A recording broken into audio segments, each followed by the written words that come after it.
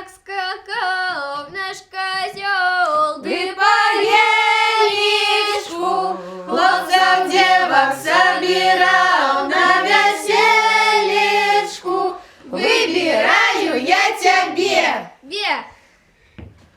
Раз, два, три. Як скакал наш козел, и по елишку хлопцев девок собирал на веселечку. Выбираю я тебе.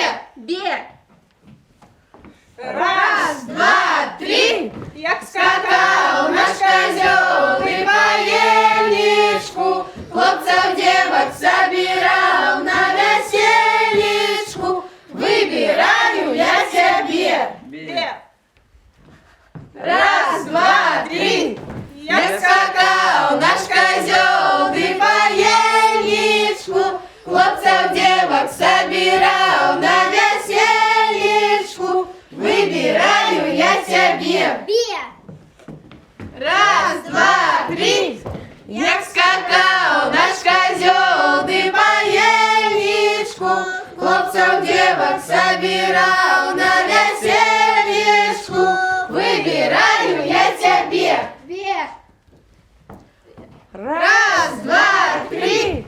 Як скакал наш козел, и по елишку хлопцев девок собирал на веселечку. Выбираю я тебе. Бе! Раз, два, три. Як скакал наш козел, и по елишку хлопцев девок собирал на веселечку. Выбираю я тебе. Ну, это вот такая вот колядная, не знаю, как коли на беседу збиралася молодь, да?